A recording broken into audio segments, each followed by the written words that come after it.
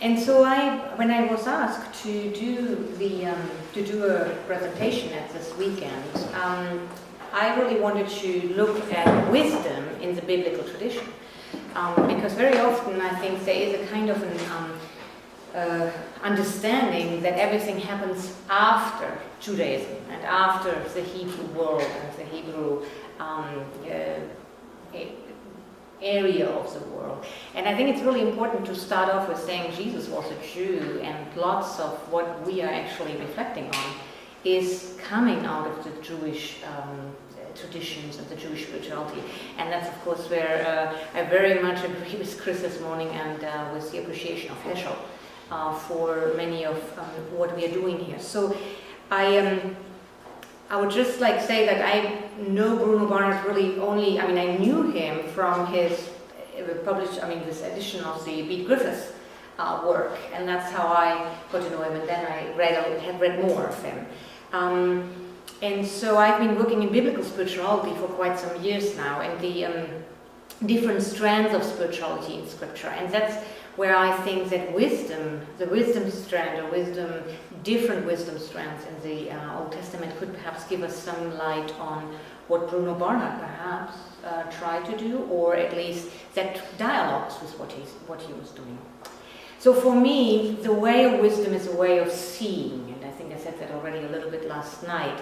And the Psalms are full of the contrast between seeing or not seeing, hearing, not hearing, speaking God's justice or evil thoughts and acts. But it has a lot to do with seeing, with perceiving, with how you see the world. Seeing is what qualifies the prophet Jeremiah. What do you see? And then he said, well, I see a tree in bloom, and then God interprets it. It is, well, to see that my promise is going to be fulfilled. It's Jesus asked the blind man, what do you see? And then you remember that after he puts mud in his eyes, and he has to repeat it because he still doesn't see really the human being as a human being, but he still sees trees instead of human beings. So there is a repeat in the healing process until the human being can actually see. And in the Johannine Gospel, that's of course a big thing about seeing. What do I see? And so I wanted to show you this image, a very known image. I did it, but I took it, but I'm sure the Half Dome in Yosemite is such a majestic view, the greatest granite face. Some of you, I'm sure, took better photographs than I did. Clouds, trees, the sunset, perfect. Well, as perfect as nature can be. We can rest in what we enjoy and appreciate. The Half Dome, this wonderful, amazing mountain in Yosemite. So we see what we see becomes who we are. It's a key to our interpretation of the world. So this wonderful picture, one question remains. What happens if with all the things in this world that are so different from what we know, suddenly question what we see?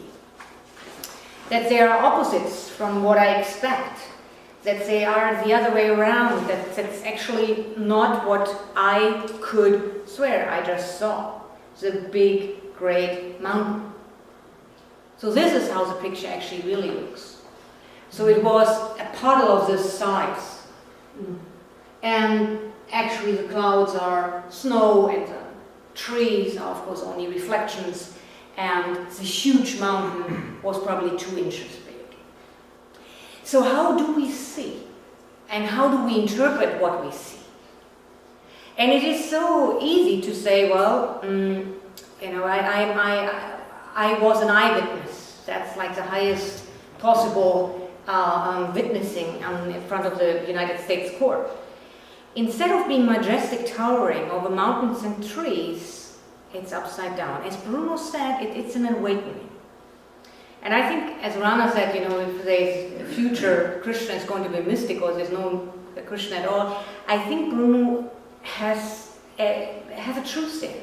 We need an awakening, not a 19th century Bible-bashing awakening, but an awakening to question our own assumptions.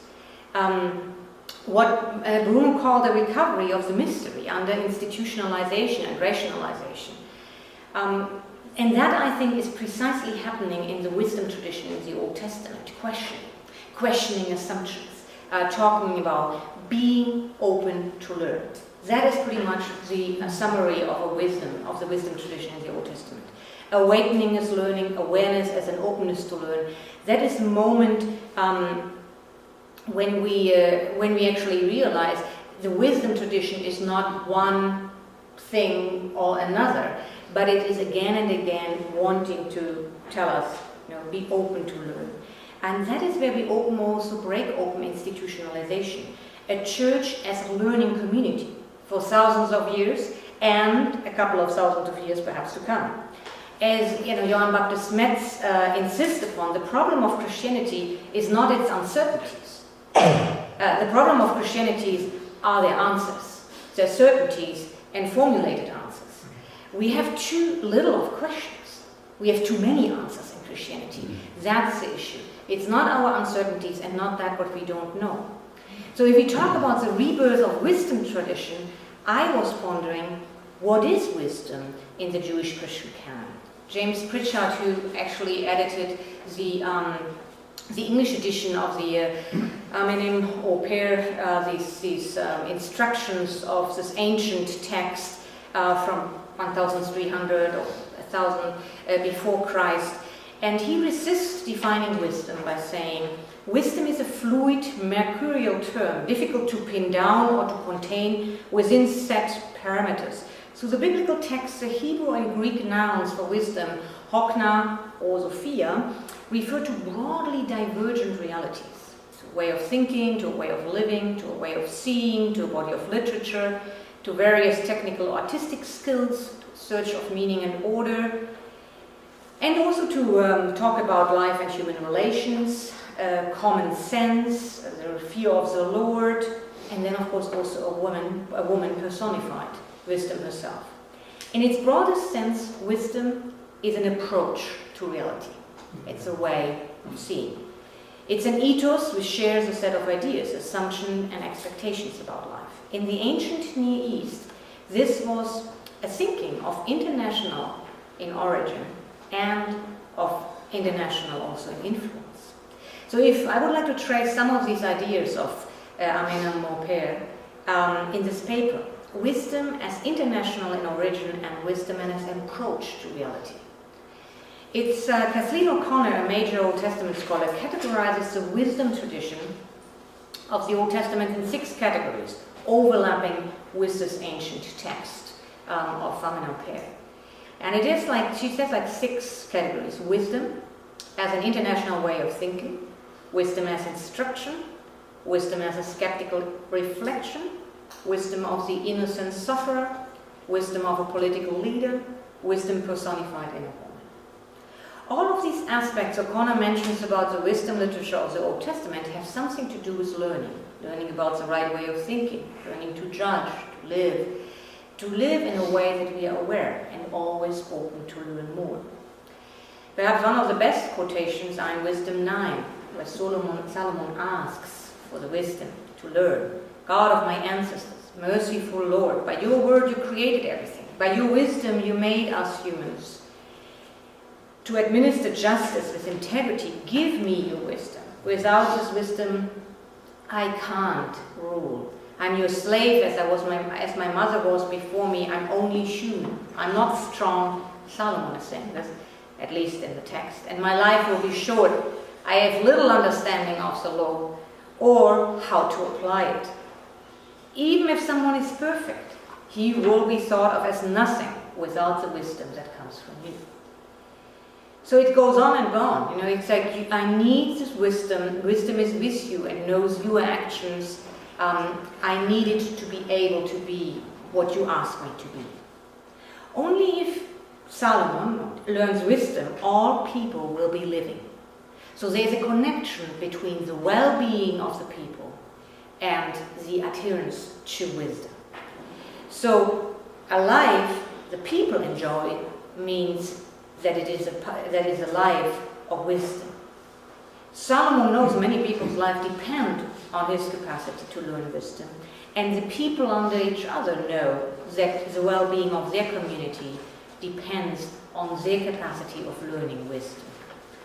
To learn one's own limitation, one's own need, the need of one's people, the justice to rule, and the poor gift that wisdom is. In this prayer of Solomon, it becomes very clear wisdom and Solomon's petition for wisdom. It's not simply a question of acquiring a certain knowledge, not even knowledge of a just judge. Rather, learning means to open to the very way how to see the world. To begin. And also, that was already said this morning, to become a beginner. To begin, as Rainer Maria Rilke says, nothing is more important than becoming a beginner. Someone who writes the first word after a century-long dash. Beginners after a long dash. It's a phrase actually I'm looking at every morning when I'm getting up. What teaches us biblical wisdom about the sapiential awakening Bruno invites us to? Wisdom is not a specific knowledge, as I already said, to be acquired, but rather a way of life to be learned.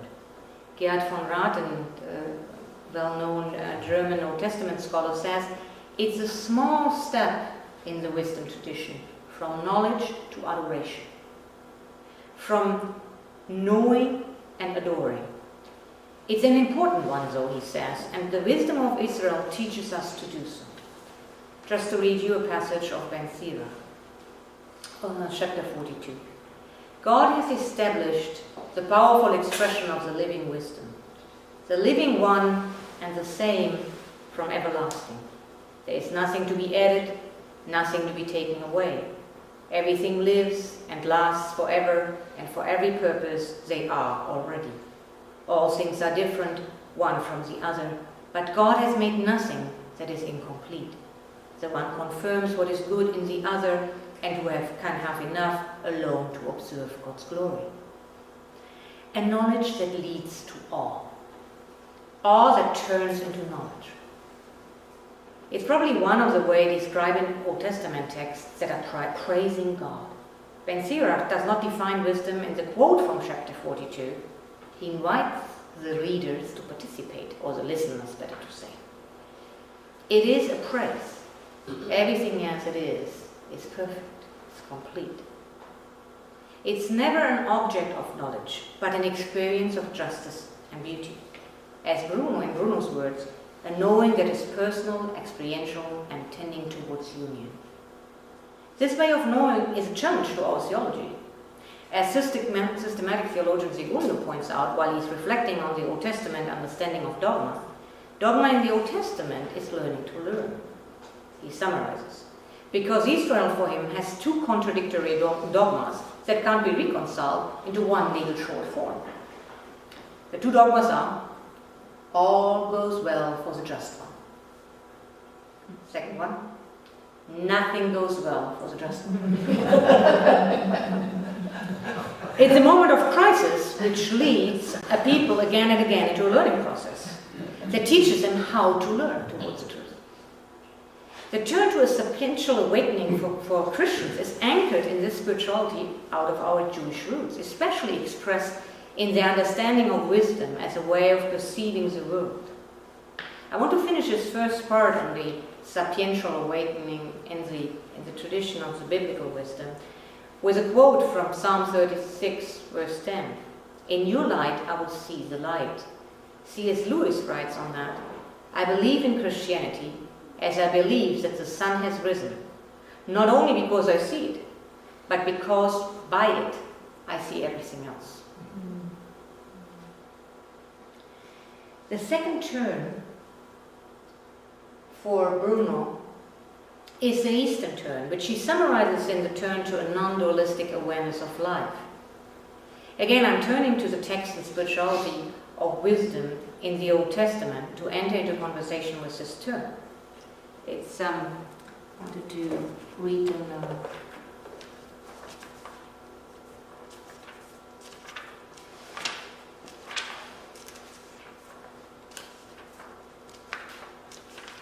a moment of Psalm 104. Bless Adonai my soul, bless Yahweh my soul, bless God my soul, bless God. And then it goes on how great you are, and so on and so on. You stretched out the heavens like a tent, build your palace on the waters above, making the clouds your chariot, gliding on the wings of the wind. You fix the earth on the foundations, forever and ever it shall not be shaken.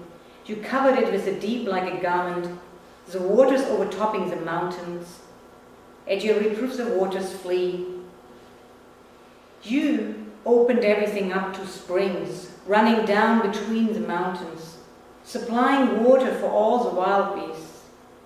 And all the wild animals quench their thirst. On their banks the birds of the air make their nests. They sing among the leaves. And it goes on. From your high halls you water the mountains, satisfying the earth with the fruit of your work. For cattle you make the grass grow, and for people the plants they need. You bring forth food from the earth and wine to cheer people's heart. Oil to make their faces glow, food to make them sturdy of heart. To really see, this is an expression that leads one to awe. Look at it. Look, what do you see? It's all and everything an expression of God's word and of God's wisdom. The world and God, everything is one creation. In the Hebrew world, you don't have the dualistically divided understanding of nature. You don't have the understanding between nature and mind, or mind and body. The pagan and the illuminated. Everything, one world, as an expression of God.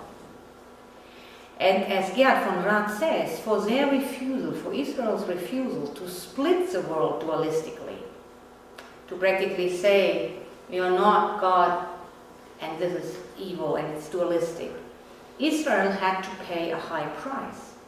They can't get away from God anymore. Their identity and understanding of the world as one is bound to God, in all, through all, and with all, God. The issue with this precise non-dualistic worldview becomes a paradoxical and dialectic perception of the life that fills wisdom literature in the Old Testament. Why do people suffer if God is a just God, a creator God? Instead of building a theory about God, this small group of sheep herders, called Israel at that point in time, struggle with God. Instead of talking about God, they talk to God. With a Jewish Christian thought, the understanding of history, and especially of time, becomes essential to religious thought. God, expressing God in all, does open the possibility for deepest union and for deepest suffering. God, expressing God in all, does open the possibility for deepest union and for deepest suffering. That is the reason why the acceptance of God's creating breath in us and all around us is the same breath that forms an apocalyptical cry. How long will destruction continue? Again, there is no answer wisdom literature gives in the Old Testament. Many texts are rather an intense reflection of this paradox of theology. However, there is a way wisdom literature and spirituality suggest: a path of non-domination, the path of justice. Justice for wisdom literature is not a legal system. The legal system is one expression of justice, but it's not the understanding of justice in the Old Testament. The deepest understanding of justice is that no human is allowed to dominate another human being. No person allowed to have power over another person. The power belongs solely to God, and God alone. Right now we don't have to talk about the danger when that understanding, suddenly in Jewish or Christian thought, gets connected to an institutionalization. So I just don't talk about that right now. But in the text, the power belongs solely to God, not a human being. To live for that God created all All creatures have health in them. Justice is immortal. Nowhere gets oppression and domination more criticized than in the Psalms and in other wisdom texts. The prophets are specific in specific circumstances and announces what they see in the prophetic text, in Isaiah, in Amos. And they are very, they're strong. You could say, well, they're much more prophetic. But they're specific. The wisdom texts go beyond that. Any injustice is against God. And injustice is to play God's role of judgment and domination, passive or active. If you ever heard of an Old Testament professor who died a couple of years ago, Eli Singer, he wrote a brilliant book, a small book, The God of Vengeance. And he makes a case why there are vengeance psalms in Old Testament. Because there's only one who is allowed to do vengeance, and that is God. So the vengeance psalms, what they do is they give you permission to say what you feel, but to God. And then you say, you do it, God. You make it. You destroy. It's up to you. If you don't do it, I'm going to continue to tell you to do it. to I don't know, pluck them into pieces. Get them out of the country. But I don't. And that is the wisdom tradition. It's justice because solely God is allowed to create justice. And solely God is allowed, in that sense, to act towards another human being. In this way, in this just way. So when the voice is when the voice attributed to Solomon in the Book of Wisdom, chapter 8 says, "Therefore I am determined to take wisdom to share my life," it expresses a wisdom that can't be controlled. It's a shared life. It's going to speak to you free and clear. Describing Lady Wisdom in the Book of Wisdom, chapter 7, 24-30, the understanding of the freedom of domination between people becomes very clear. Wisdom is the one who has the responsibility to govern and to create justice. For wisdom is quicker, quote, "For wisdom is quicker to move than any motion. She is so clear, she pervades and permeates all things. She is the breath and power of God. She is indeed more splendid than the sun, compared with light. She takes the first place, for light must yield to night. But against wisdom, evil cannot prevail. Strongly she reaches from end to the world to the other, and she governs for the whole world in justice." As Kathleen O'Connor puts this, wisdom literature invites us to rethink our human relationships and to begin to imagine different ways of relating. In the last part of what I want to say, I'm going to come back to something Manette pointed out this morning about the female figure of wisdom. But here I would like to more make the case that what she points out, Kathleen O'Connor, is wisdom literature invites us to rethink any human relationship and to begin to imagine different ways of relating with each other.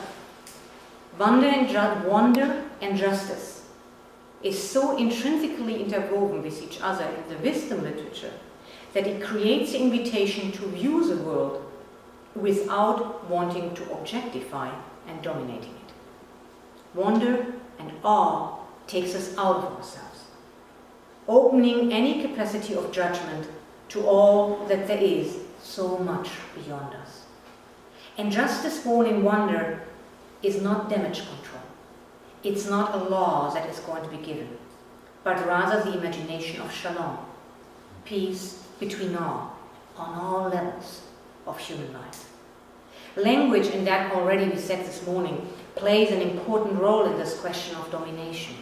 It's very, very difficult to create a language that is not using domination. The theologian Dorothy Sölle, who is very close to my heart, has articulated this in a unique and powerful way. If you ever want to read something on suffering, I still think that her book on suffering is one of the best that is out there, and that is already 30 years old, 40 years old. Language is at the core of domination, objectification, and calculation.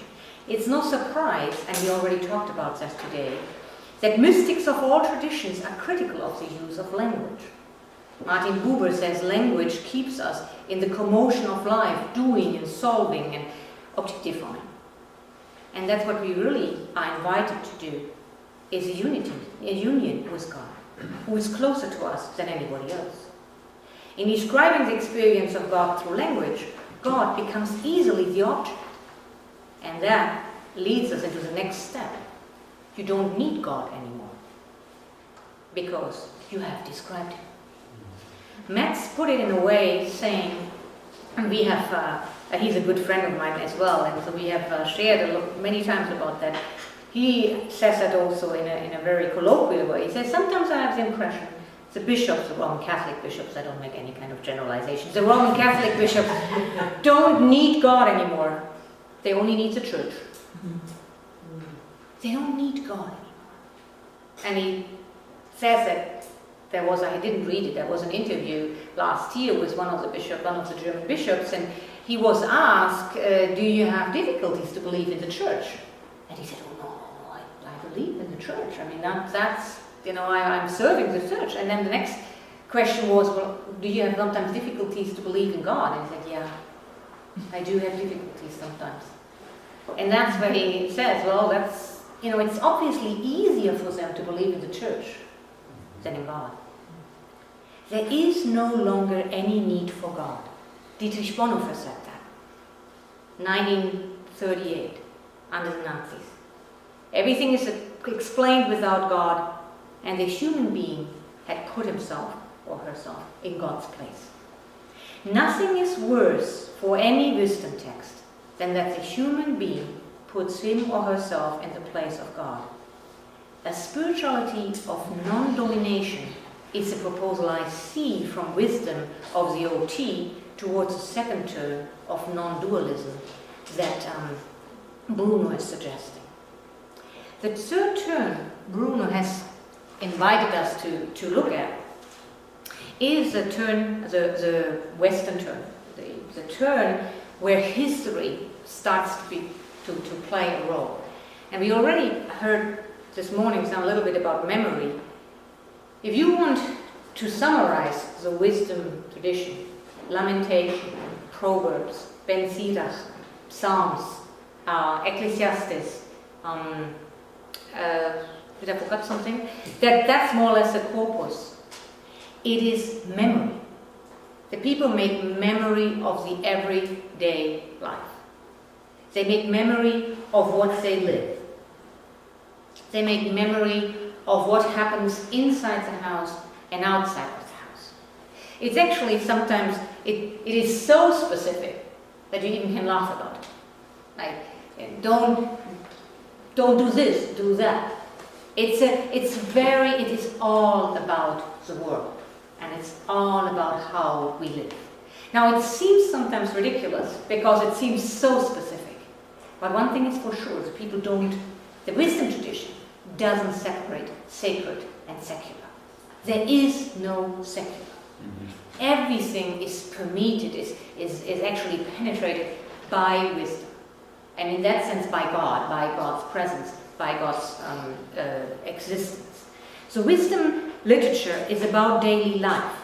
It is about how to live. And sometimes we can even,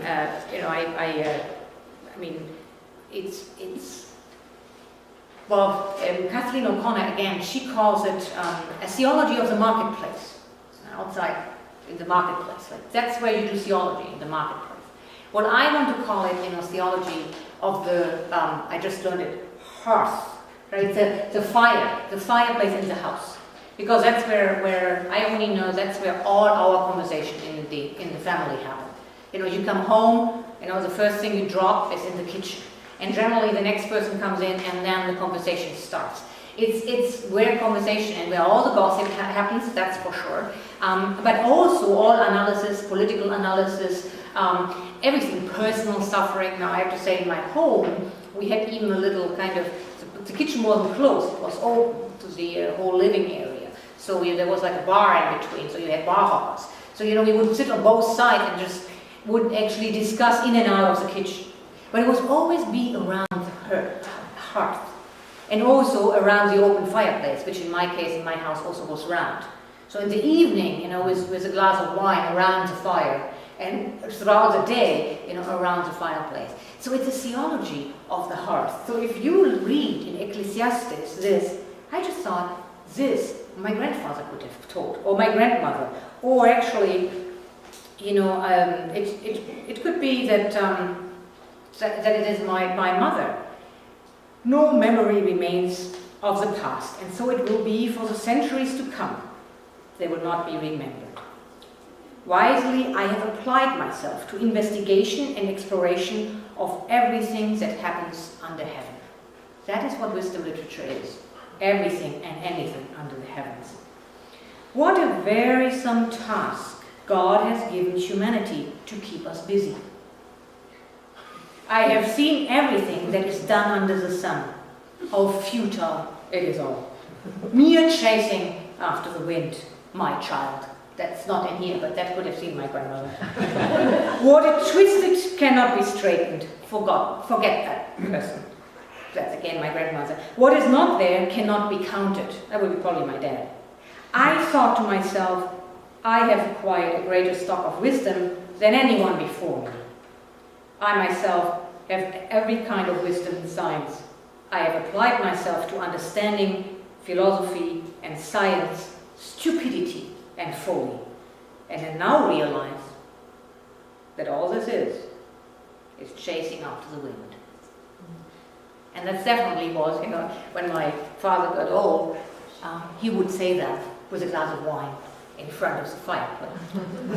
So in a certain sense, the wisdom literature is a literature that creates around social settings a way of seeing life, and way of seeing life where God is present, historically.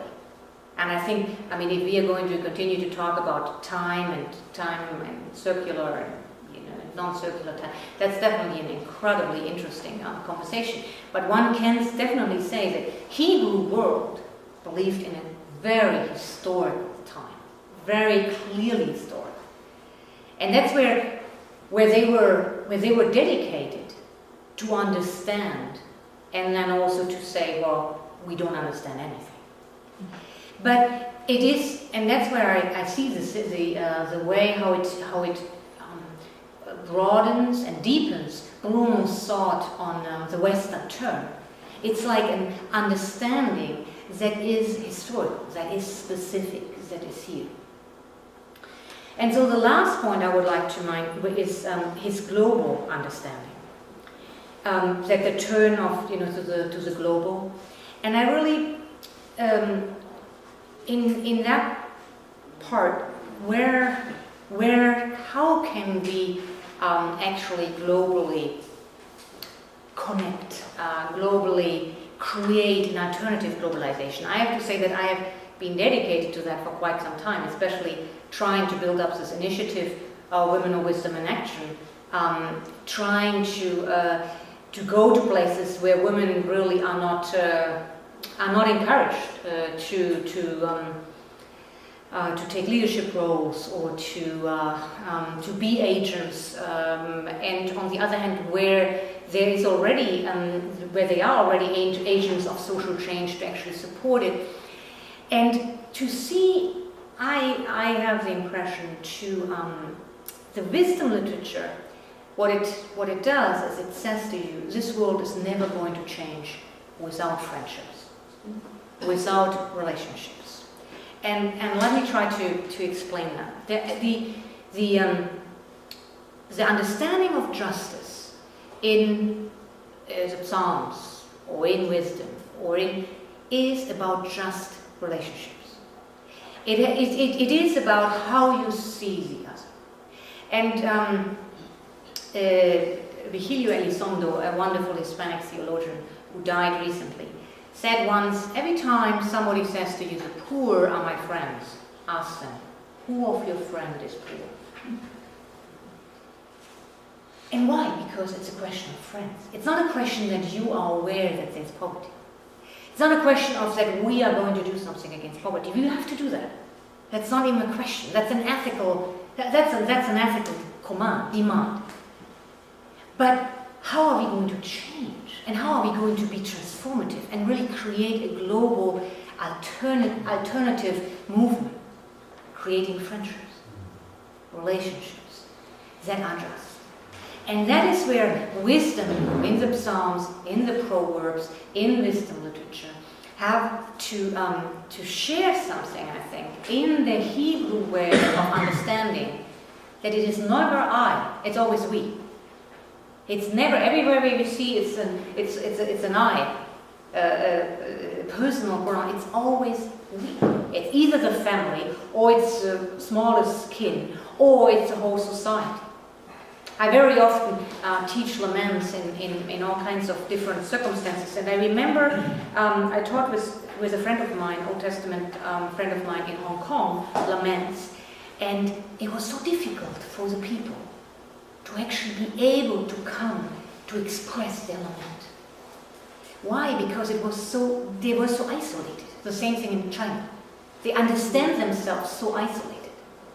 So what I want to, and that's what I want to finish with, is to also think how important it has been for somebody like Matteo Ricci, a Jesuit friend, missionary to China, the understanding of friendship. He never wanted to evangelize China, he wanted to evangelize China, but he knew it was through friendships. The same thing with Meister Eckhart. It was such a different treatment of women Meister Eckhart had. And I think that's where the power and the danger, and O'Connor actually writes a lot about that, of the female character of wisdom, because you have, it's the passages from 6 to 9, and you have in there a lot of, to 14 actually, you have a lot of idealization of women images in there. But you also have the understanding that wisdom goes completely against all categorization. So there I would like to see that that's the importance of understanding wisdom bodily as well. Not only to understanding as floating, but actually as someone, as incarnated in a body, in bodies, and then in the multiple as one body again. And bodily ways of knowing is knowing as a crucial element for the beguines, with whom Meister Eckhart had so much contact. And it was really created an antagonism with sometimes male instructors. And Milhaven has recently explored, the thing of Hadewich and her sisters, ways of loving and knowing. And he couples bodily knowing with loving mutuality as joint themes and characteristics of the beginnings of Meister Eckhart, of these mystics. So I would like to say, and that very often, and people who know me, I have made that point many times, that I think there is something that even in the Christian tradition got lost in the Roman Catholic, is through the Roman Catholicization. If you think of the north of Europe, in comparison to the south of Europe, Spain and Italy, there is a very different understanding of friendship in the north. It is generally between women and men that you are friends. In the southern part, in Italy and Spain, you wouldn't be friends between genders. You would be friends only under your own gender. Now, I just say that because there is, I'm talking about historically. So that means, you have all the men sitting in front of the cafe, for example, in Spain, if you ever have seen that, or in Italy, and then all the women are at home, or they are somewhere else and talking and are friends. And so the Eckhart tradition of friendship did not even survive in the Christian tradition. Not to say that the wisdom tradition didn't even get continued. So I wanted to add for the last turn of Bruno to actually, be able that the global understanding needs to incorporate an understanding of relationship, of friendship, and of body against domination. Wow.